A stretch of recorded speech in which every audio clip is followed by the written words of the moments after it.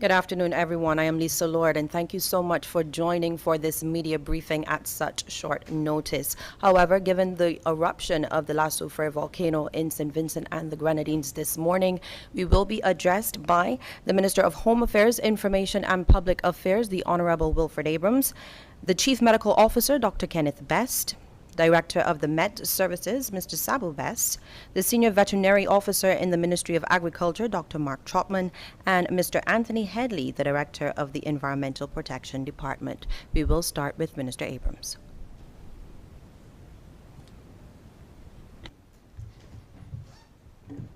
Good afternoon, everyone. Over the last few weeks, we've been closely monitoring the situation in St. Vincent with the increased seismic activity connected with the La Soufrière volcano.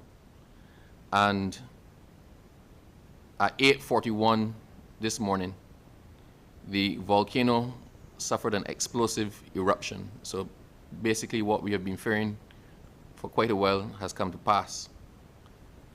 And I want to start by expressing our complete sympathy as a government and as a people of Barbados for the government and people of St. Vincent and the Grenadines on what is a catastrophic event in their lives. It is almost beyond contemplation that a couple of weeks ago they were in relative comfort, and now people are in danger of losing their lives, their livelihoods, their houses, all of their property. It has created a situation, an emergency disaster situation in a neighboring Caribbean territory. And we here in Barbados have pledged our full support to St. Vincent and their people in their time of need. I can just update you and advise that as of now, our latest report, or as of now, there are about 2,000 people in St. Vincent spread over 20 shelters, and there are about 20,000 people still in the orange and red zones to be evacuated.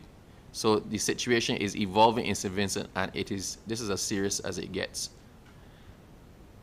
Here at home in Barbados, we are aware that the disaster in St. Vincent is going to have some implications for us in Barbados. And we've been inundated this morning and yesterday with questions from the public that require answers so that people's minds can be put at rest, so people can take necessary precautions and steps to secure their property, secure their animals, and have their questions answered so that the guesswork is taken out of it. So that is why the panel is the panel that we have. This press conference is going to be relatively short. Persons are just going to give an overview to put you at to increase your level of understanding as to what is happening and what to expect. And we will flesh it out as things develop. This is still early stages yet, but there are some critical messages that need to be got across. What I will also ask is that persons monitor the official channels for information. A lot of hysteria has been spread already. People are panicking, in some cases unnecessarily so, because persons are quick to jump on social media and give their input, and people take it as gospel. So we undertake to provide to you the information as we get it, and to provide updates as often as necessary so that you can secure your situation here in Barbados. You can secure your health and take all the necessary steps that are required for us here in Barbados, and we can also give you up-to-date and credible information as to what is happening in St. Vincent and with the persons in St. Vincent. So please just monitor the official channels.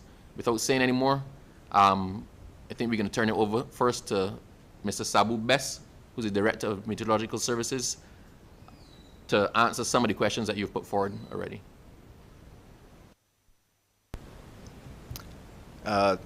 Thank you, Minister. Good afternoon to everyone in Barbados. Just to add to what the Minister said, not to repeat what was said before, at about around 11:30 a.m. This morning, there was a very weak plume of ash and dust that passed probably around the mid-levels of the atmosphere in Barbados. That's around 18,000 to 25,000 feet. That's pretty much gone through already, and it's pushing off to our east. So we're pretty much in the clear in terms of any ash or ash cloud at the present moment. That that plume or ash, if you like, was part of the major eruption that occurred this morning. It took about three and a half hours to actually traverse from St. Vincent to Barbados. It would have been difficult to actually see it from the ground because there's an extensive amount of dust haze that's still in the atmosphere. And on top of that, there's a canopy of high-level cloud, which we call cirrus. Makes the sky look kind of whitish or milky. The last reports we got, there's actually even more cirrus that's coming in from the southwest. So to see any kind of smoke or ash traversing aloft is going to be rather difficult or near impossible to see at this point in time. That dust haze is expected to continue through the weekend, and it's cirrus for the most part. I also believe that forecast for this weekend and coming to Monday should also get a little more cloudy as well. But rainfall levels should be minimal for the next few days, even though it should be getting a little cloudy. Even though the eruption itself has eased off since the 841 incident, but it's still ongoing, but it's not as aggressive as that incident, and therefore the smoke and ash is not getting very high elevations since this morning. And as a result, what we saw on our satellite imagery this morning, the plume has eased off in terms of what's coming out of the La Soufrière and traversing towards the east. Is hanging around, mostly around St. Vincent, and there are deposits around the airport side, and particularly north of the island. Our colleagues from the Met Services in St. Vincent have actually indicated there's light ash fall around the airport, not significant, but it appears to be a lot heavier in the northern section of the island. Back home here in Barbados, when like I indicated, the light ash or plume, if you like, that's passed over late this morning, very early this afternoon. There really hasn't been any reports of anything significant falling out of it. It basically almost passed unnoticed, which is a good thing. But for the future, I mean, questions will be asked about when it's going to happen again. The alert level remains at red, and which means that eruption is ongoing, which it is, and future major eruptions can occur anytime. And it's the major eruptions at this point in time that are the greater concern in terms of ash fall for Barbados, because it's those major eruptions that are going to spill a lot of the ash and debris way up into the atmosphere. We're talking 25,000 to 30,000 feet, which can, once it gets up to that kind of elevation, it can easily traverse eastward towards Barbados because of the wind patterns. The less aggressive eruptions, because of the wind flow, the lower levels will tend to be easterly. It would more blow into the Caribbean Sea and more affect St. Vincent and the Caribbean Sea area. However, like I said, this would be difficult to see from what we've seen so far in terms of the deposits, if there were any, because what passed this morning was very light. I want to add too that we've been working with CMH over the last couple of days or so. They've been doing some extensive work on their modeling, and they're sharing some wonderful products with us, along with our products that we've been adding to it as well. There's also some collaboration from the Caribbean Meteorological Organization, and also our folks on the ground in St. Vincent, who have been also feeding us back some data with respect to what's going on in the ground. That's basically it from me. Very much, Mr. Best. We now go to Dr. Kenneth George, the Chief Medical Officer. Thank you so much, and thanks, Sabu, for setting the stage and context for what the ongoing issues surrounding the explosions at Mount La Soufrière. I would just like Barbadians to know that with respect to the ash cloud, plume, or even ash fall, that there are some potential respiratory and other effects that may occur. And I think that the public needs to know so that they can take the appropriate preventative measures. A lot of the issues surround respiratory, and the respiratory issues are usually allergies. So persons who have asthma and persons who have chronic lung disease need to be aware of the situation and need to take protective actions. They need to remain indoors if possible, Those who cannot remain indoors need to use protective gear or clothing when they are out on the outside of buildings. Persons who are asthmatic, we have always told Barbadians that you need to have an adequate supply of your asthmatic medication to make sure that this can take you through the acute stage of the disease. The other issues include eye irritation and skin irritation. So persons may have eye allergies, burning and itching of the eyes, and some itching of the skin. These can be managed. So on a case-by-case basis, I would encourage persons to stay at home, use the medication, their preventative medication that they normally use, and only if severe symptoms persist should you seek care either at our polyclinics or at the Queen Elizabeth Hospital. I think it is important to stay focused and to remember to take direction from public health officials. So with those words, I would like to pass over to the next speaker. Thank you. Thank you very much, Dr. George. We now go to the Senior Veterinary Officer in the Ministry of Agriculture, Dr. Mark Trotman.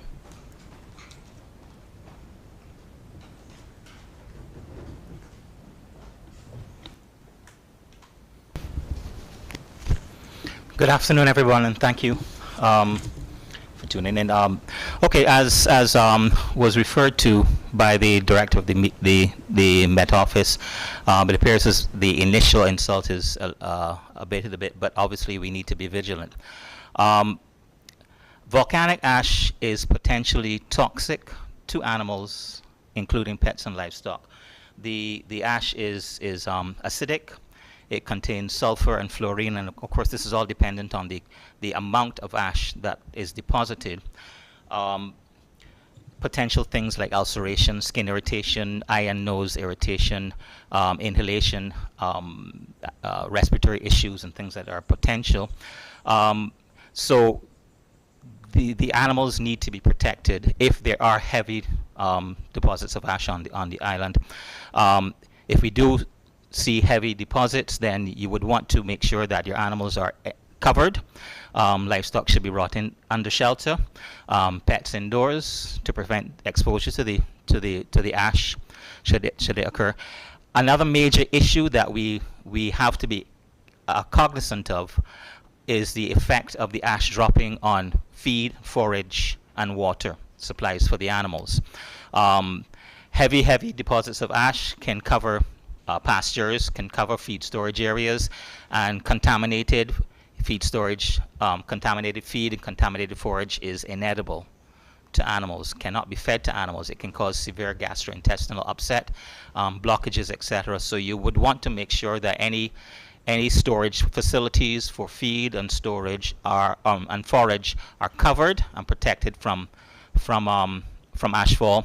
Water, if there is a situation where you don't have water storage, you should collect and store water to be able to provide the animals afterwards, because again, contaminated water can be toxic to animals.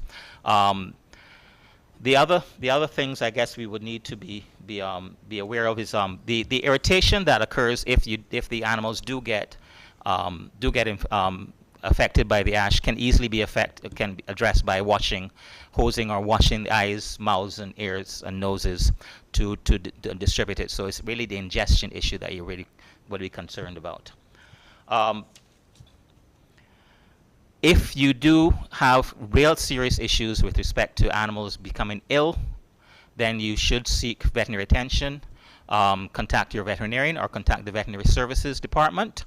The number for the veterinary services is 535-0220, 535-0221. Please give us a call. I don't expect to receive any calls because we seem to be over the worst for this time being, but the volcano is still active. Protect your animals, keep them covered, keep their feed and forage covered, and water storage in place to prevent contamination. Thank you very much. Thank you, Dr. Trotman. The Director of the Environmental Protection Department now, Mr. Headley, will address us at this time.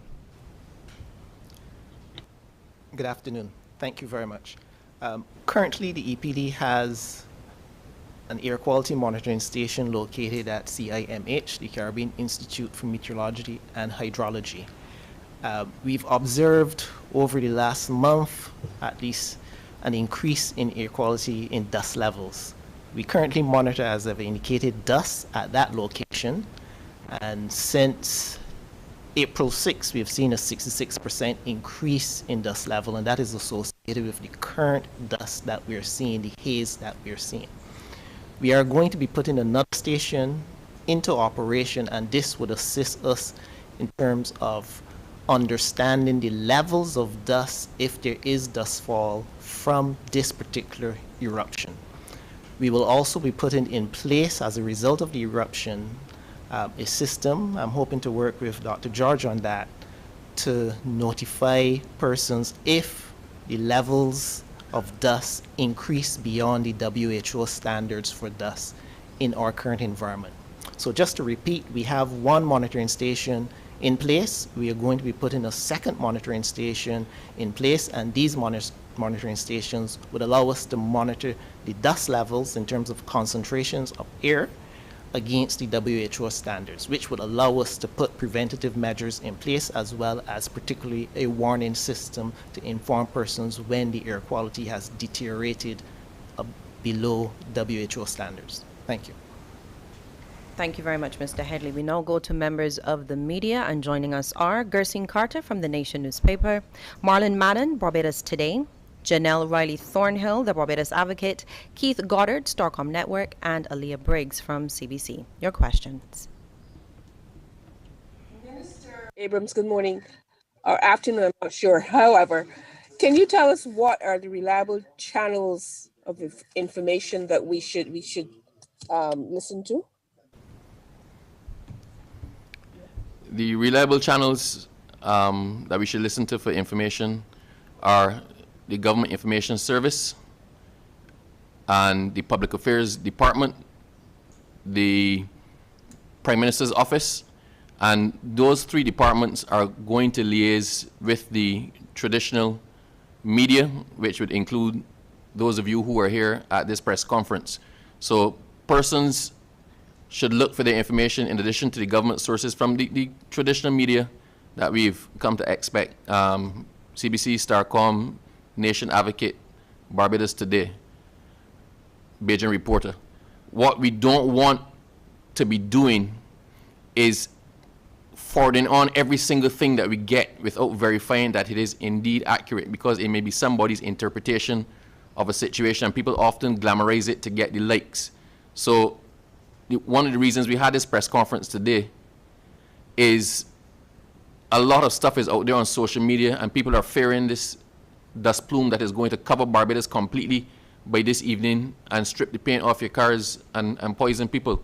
While that is possible, as indicated by Sabu and others, that is not the immediate situation we're dealing with. So we will notify you. This is not just going to get to Barbados just like that. We're going to see it coming. The radars are going to pick it up. We will give people advance notice. So we're here to answer the questions that people have, so they don't have to have resource to sensational, self-made media persons. My second question, what preparations have been made to accommodate Vincentians who might want to evacuate to Barbados? And where are we going to accommodate them? So, Gersin, this is an evolving situation.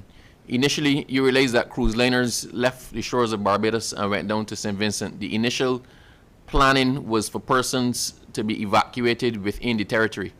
So they'd be evacuated to shelters within the territory. They'd be evacuated onto the cruise liners, which were to operate as shelters. But the plan is evolving as the need arises. So there's no formal request for us to house persons in Barbados as yet, but as you can well understand, we can't wait until things happen to then put measures in place. So all of the necessary protocols are being worked on now so that we're not caught by surprise. It is a dynamic situation, but we're there to support our brothers and sisters in St. Vincent and the Grenadines in any way that we need to as a responsible, caring fellow CARICOM and Caribbean territory. Good afternoon, Minister Keith Goddard. I would want to follow up on Dr. Trotman's comments and to ask the question based on what he said about the ash and the implications for animals, livestock. What is involved in the cleanup process of the ash? Were we to have a heavy downfall of ash in the country, and how would that process, what would be involved in that process?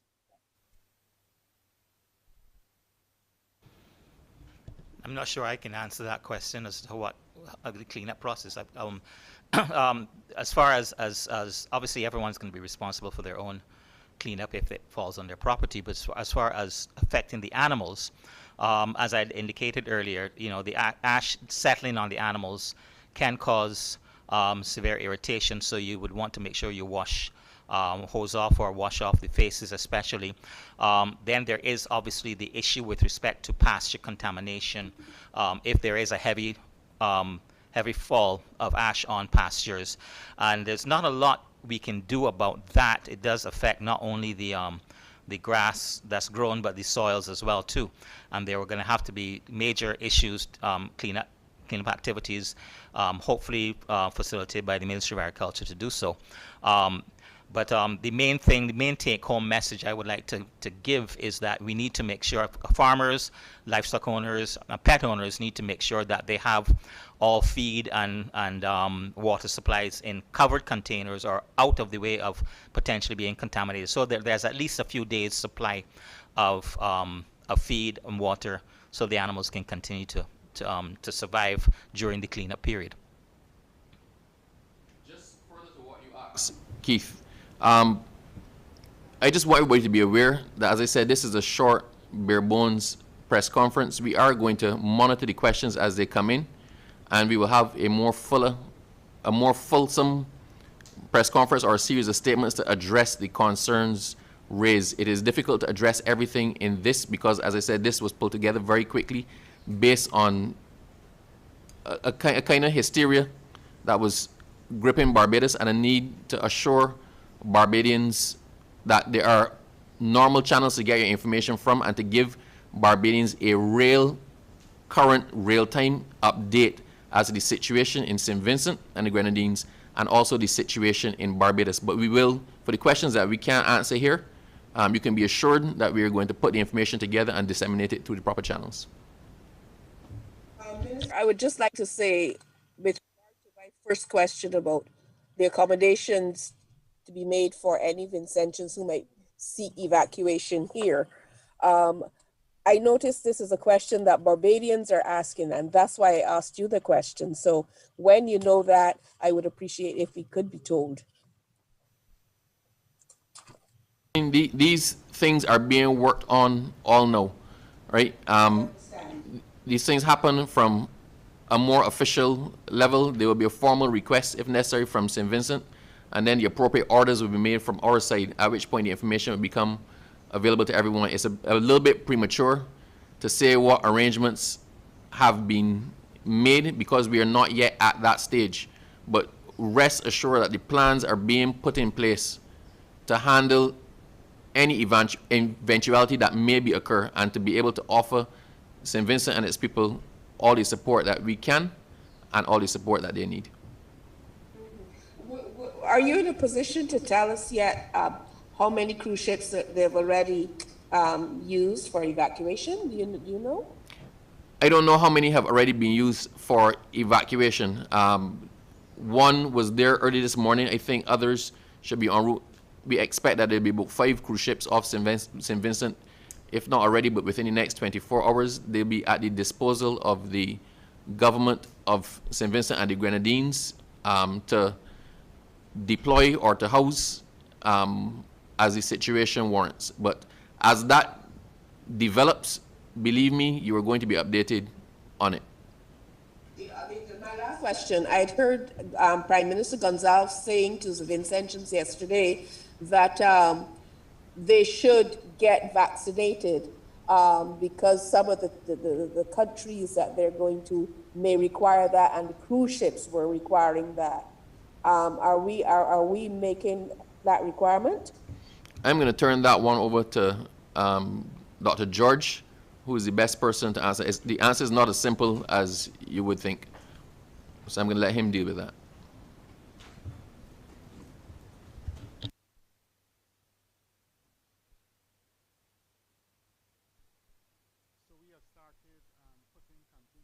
Plans in order. Just to let you know that a person, if vaccinated today, doesn't start to develop any form of tangible immunity for the first 2 weeks. So therefore, that needs to be taken into consideration. The vaccinated process takes a few weeks to develop antibodies to coronavirus. And therefore, vaccinations are only part of the process. What I will let the public know is that if there's any transfer of persons, the protocols for COVID will be in place and the public will be protected. We will at no time take any shortcuts, and PCR testing, whatever form of testing, will be fully operationalized, and therefore the public of Barbados will be tested. Sorry, the public of Barbados will be informed.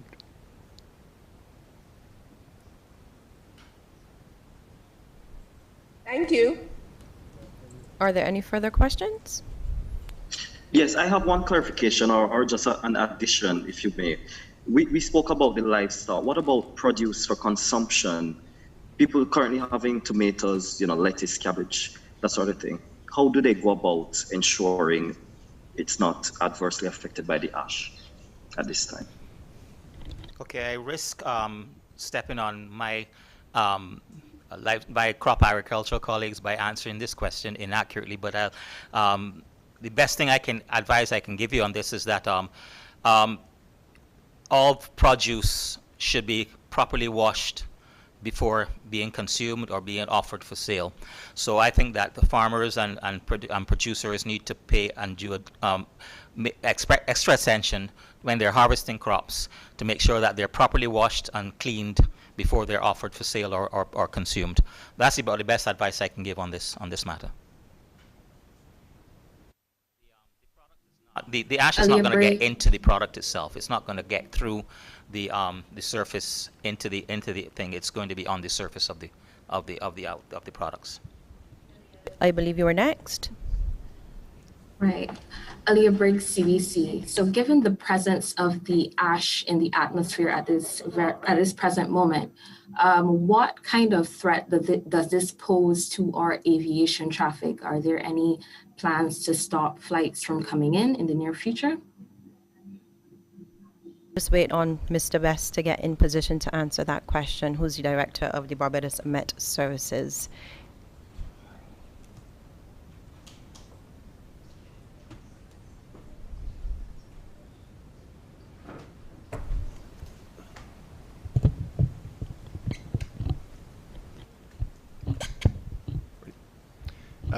Thanks for the question.